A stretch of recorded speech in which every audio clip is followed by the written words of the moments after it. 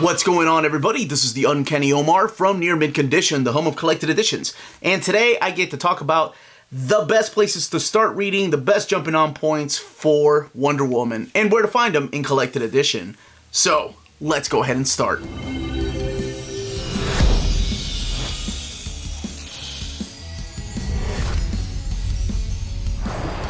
And welcome back, everybody.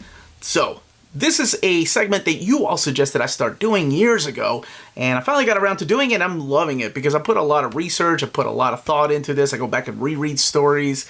So today I am going to be talking about the best jumping on points, where to start reading, everyone's favorite Amazon. Well, not mine.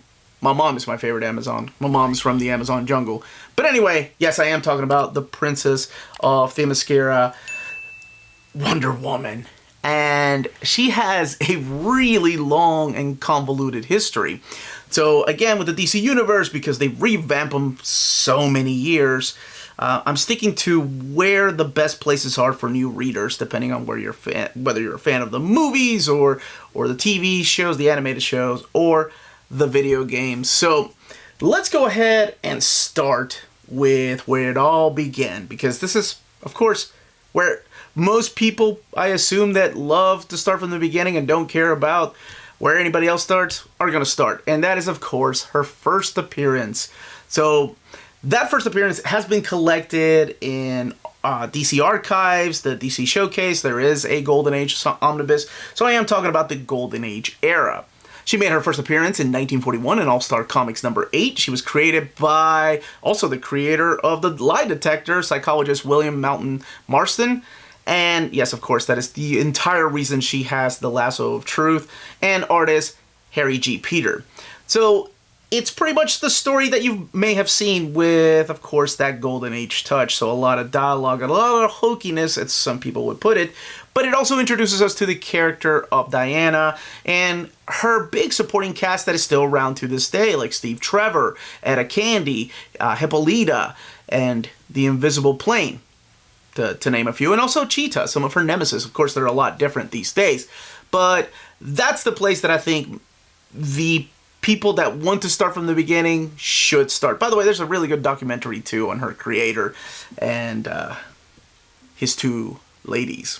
So let's move on. Let's go to the Silver Age. I'm not going to be talking about the beginning of the Silver Age, but I'm going to be talking about pretty much after Marston passed away. You had Dennis O'Neil coming in, as well as Mike Sekowsky, to revamp the character. They literally strip all of Diana's superpowers just to make her into a mortal girl. And you had the Amazons and Paradise Island. They're all taken away off to an alternate dimension. Something happens to Steve Trevor.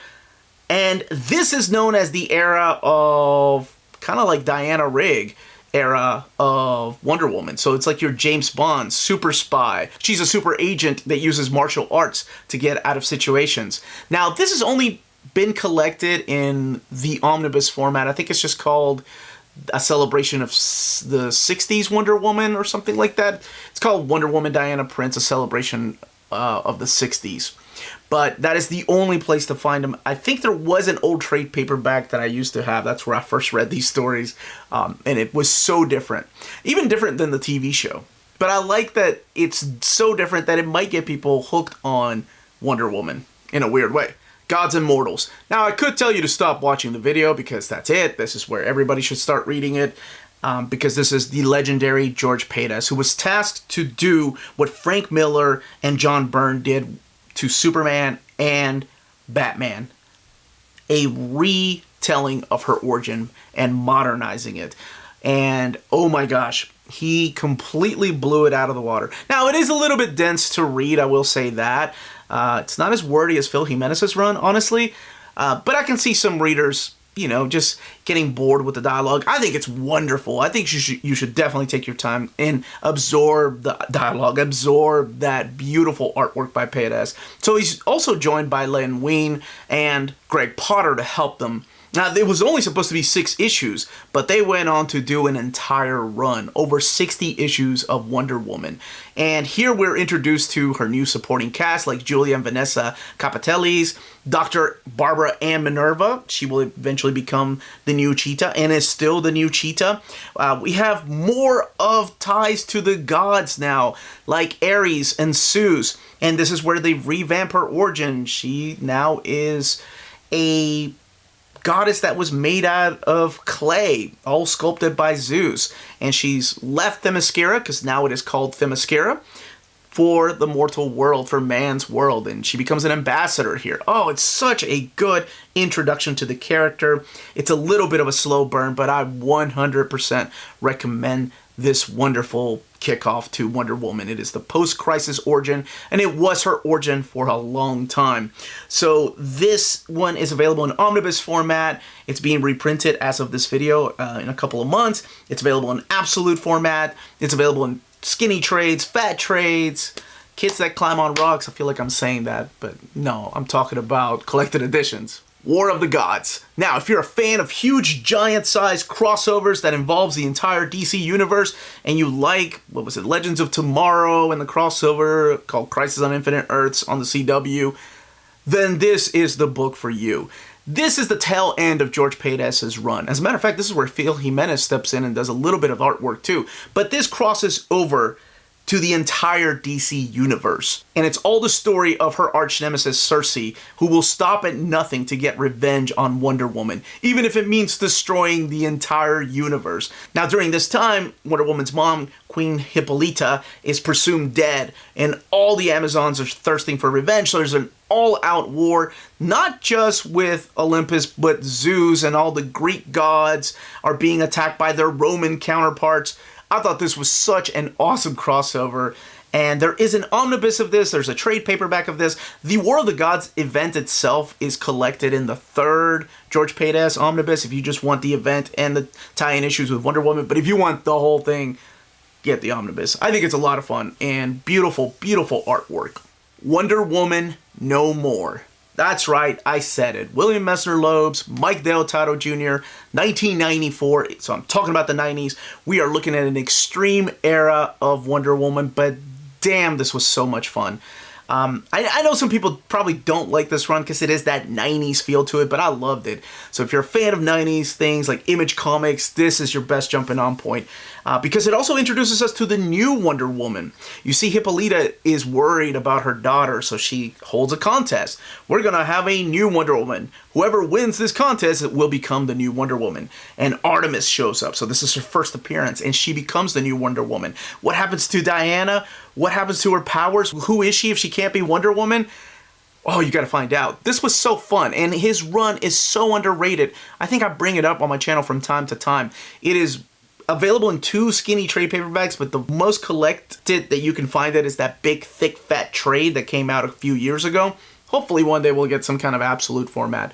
But 100%, if you like that 90s adrenaline, can't believe I just did that, check that one out.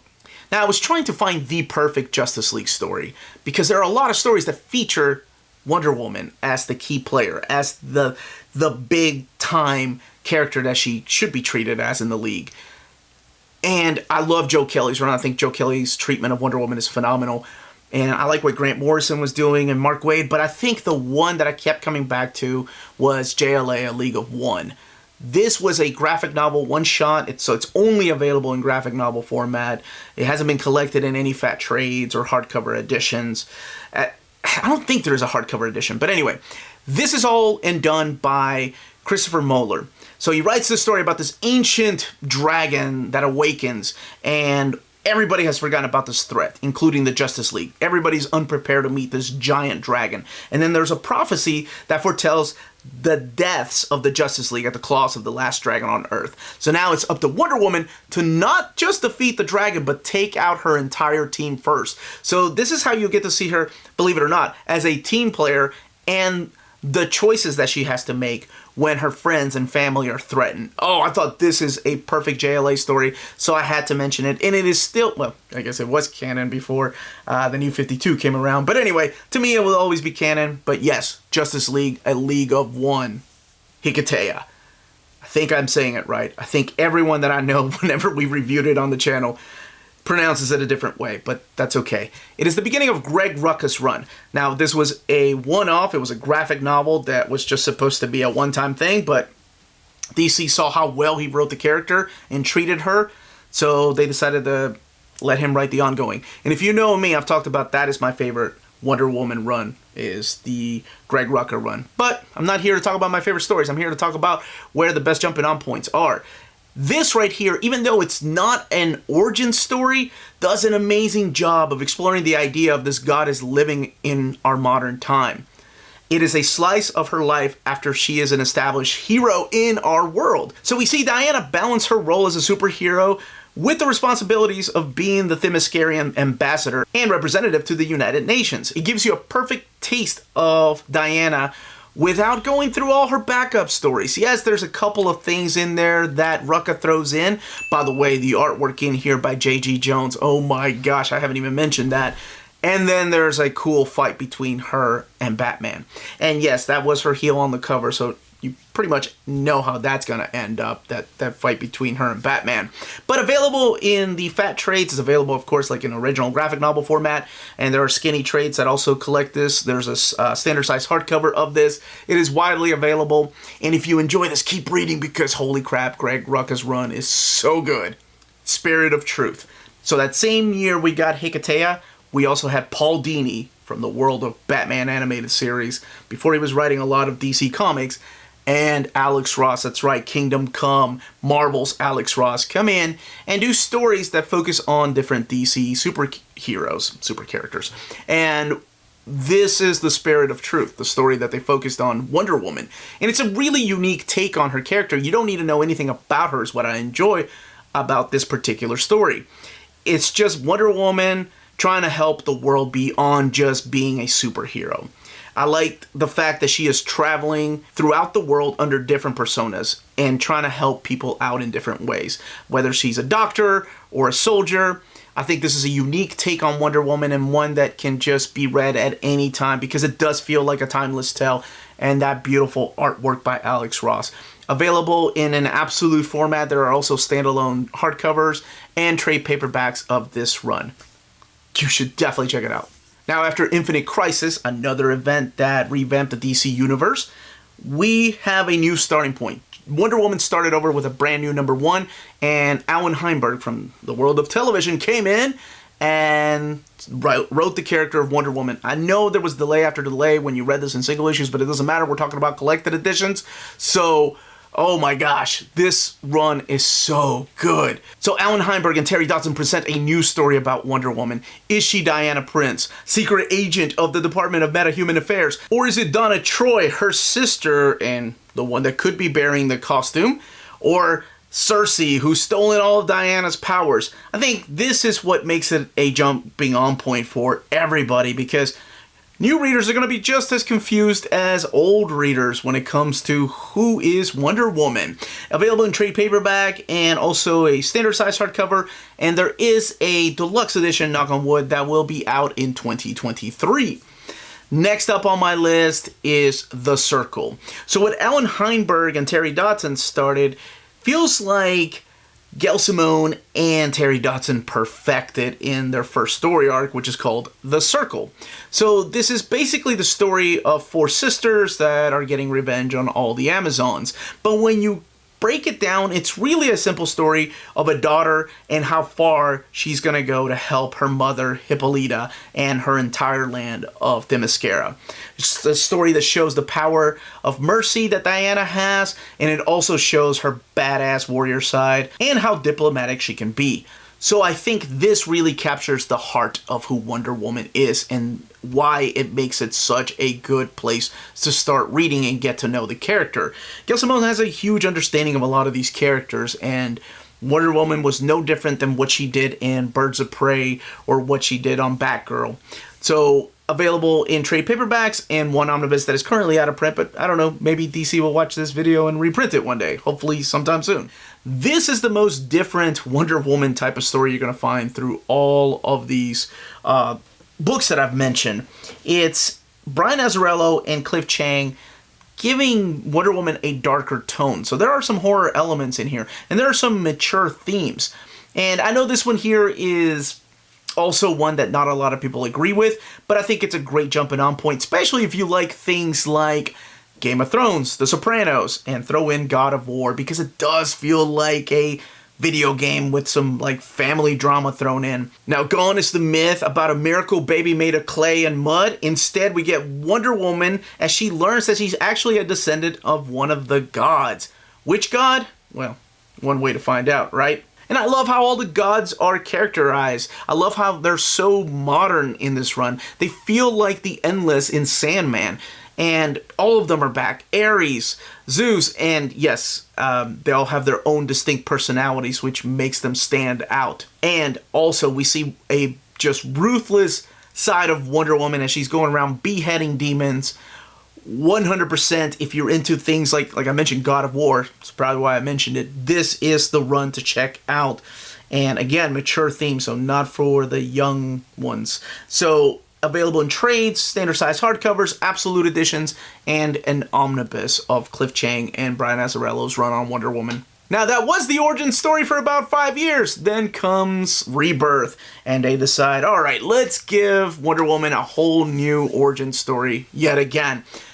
This right here, out of all of the ones that I've mentioned, though, feels like the best origin story, the best introduction to Wonder Woman and who she is. I think far better than the movies and far better than any of the other stories that I mentioned earlier. But I think what I enjoyed about this is that Lies and Year One kind of go hand in hand. Yes, we finally get a Wonder Woman Year One after all these years. But Lies is the beginning of the story, and it is Greg Rucka returning back to Wonder Woman, and he's teamed up with Liam Sharp on Lies and Nicola Scott on Year One. Lies is when she takes the lasso of truth, wraps it around herself, not entirely, not like that. We're not going back to the Golden Age stories, but it wraps around her arm and asks the question, who is Wonder Woman? Because she feels like she's got different origin stories. Is she really the daughter of a god, or is she really a goddess that was sculpted from clay? And this shows her that really her life is a tapestry of all these origins, and you just get a clear light as to who she is. It's the return of her classic rogues gallery with the supporting cast that we've missed. So I really enjoyed this run. I think by far out of all this list, this is one of the better jumping on points. Now you can get the deluxe edition that both collects Lies and collects Year One all in one, or you can get the 2 trade paperbacks. But I think they should be read back to back for that experience. No omnibus yet. What's up with that? Now comes the part of the episode where I talk about alternate realities, because these are not canon, but if you've been paying attention to the list, anything before Rebirth, is it really canon? Don't answer that question. Don't give yourself a headache. These are alternate realities, so these are not in the continuity of DC. And I'm going to start with The Legend of Wonder Woman, because I feel like The Legend of Wonder Woman is a book that doesn't get a lot of recognition for what it does, and it does really well. So Renee DeLiz and Ray Dillon set this particular story during World War II, and it's pretty much just going back to the basics, retelling her origin, her early adventures in the man's world. But that wonderful supporting cast, especially Etta Candy, and then of course that beautiful artwork is so stunning that it just stands out. This one has a hardcover edition, and it's also available in trade paperback format. Wonder Woman, The True Amazon. This one is by Jill Thompson. Also came out in 2016. And it's done in a storybook format with beautiful, breathtaking watercolor paintings. And I like this one because it also has that once upon a time type of narration. It just fits perfectly with the type of story that Jill Thompson is telling. So available in trade and in hardcover format. People have issues with this one because it feels like Diana is a spoiled brat, but I like that take. It's a cool, an interesting, unique take on a character that we've read over and over about her origin. So I appreciate that she did something different. Earth One. Also 2016. I swear 2016 was like a great year for alternate reality Wonder Woman stories. Now this one here is probably the most controversial because not everybody, but some people don't like Grant Morrison's take on what feminism is. But I think Grant Morrison really understood the character of Diana and retells her origin, modernizes her origin for brand new readers to get to enjoy.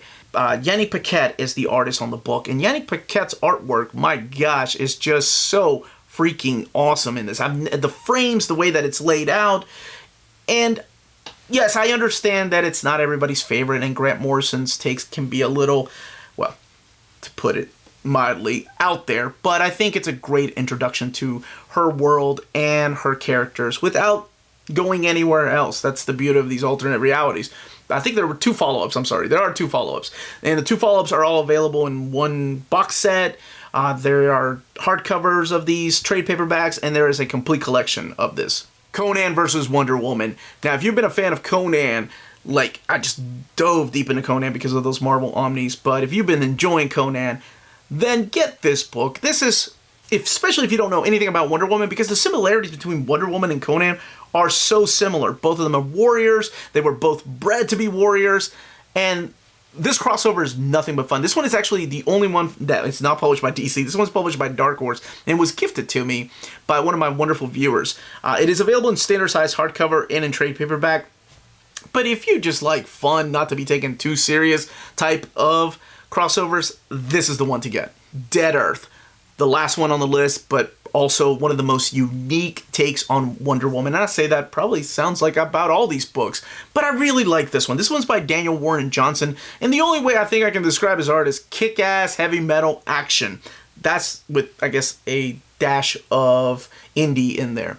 So this is all set in a possible future. Wonder Woman wakes up in this possible Earth that has been turned into a nuclear wasteland. So she feels like she has failed everyone, and now it's up to her to protect the last human city from these giant monsters. So it's back to that hack and slash type of action that we enjoy.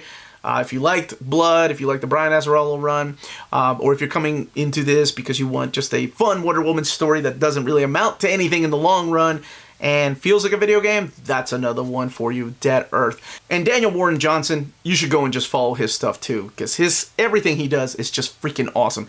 Beta Ray Bill, another one that, how did I not put that in there, my Thor books? Maybe it'll be one of my favorite Thors. Anyway, sorry about that. This is available in, it's a Black Label book, so it's one of those bigger books, magazine size, available in hardcover format. I think there's a softcover that is coming out or has come out already. But if you're interested in purchasing any of the books that I just mentioned, if they're still available, check out our sponsors. If you live in Europe and are interested in buying and pre-ordering Omnis, then you should definitely check out Walt's Comic Shop in Berlin, Germany. They have the cheapest pre-order prices for Marvel and DC books within the EU, flat rate shipping of €12 for all EU countries, bulletproof packaging, and all emails will be answered within 24 hours. They offer a huge selection of out-of-print books. Just head over to waltzcomicshop.com for more great deals and rare titles. And for a limited time, you can use the code Near Mint Condition, all one word at the checkout, to get free shipping for all EU countries with your first order of over €40. Walt's Comic Shop, your reliable source for Omnis and premium collected editions in Europe. CheapGraphicNovels.com, your online home for graphic novels and collected editions up to 50% off cover price. They have excellent shipping and prompt and helpful service. Check out their bargain deals for up to 90% off cover price. And don't forget that CGN also takes pre-orders. That way you don't miss out on the hottest releases. And they are currently running a special promotion for you Minties. If you're a first-time customer, after receiving your order confirmation email, reply back to that email and let them know Near Mint Condition sent you their way. They will then apply a free shipping promotional credit to your next order in the US. Cheap Graphic Novels, your source for the hottest books with the kind of deep discount, quality shipping, and customer service that will keep you coming back for more. And that was my list of where to begin reading Wonder Woman, the best jumping on points for new readers, whether you come from the movies, the animated show, the TV series. And I would like to know what your thoughts are. If you've read any of these, if you've never read Wonder Woman, let me know. And let me know which one you check out. Questions, comments, leave them down below. What you would add to the list, what you don't agree with. Also, thank you so much to our patrons for making videos like this possible. Seriously, could not be doing this without you all. And we do have a spread shop and Patreon, because I just mentioned Patreon. So now the links are in the description of the video. Everyone, stay healthy and safe. Oh, and check out our beginner's guide playlist. So we do have a playlist. Make sure you're subscribed and hit that playlist. Make sure you're checking out the beginner's guide. It's where I tell people like the different terminology that I use when talking about these books, the different types of collected editions, and also that's where you're going to find the where to begin reading list. Everyone stay healthy and safe out there. Much love.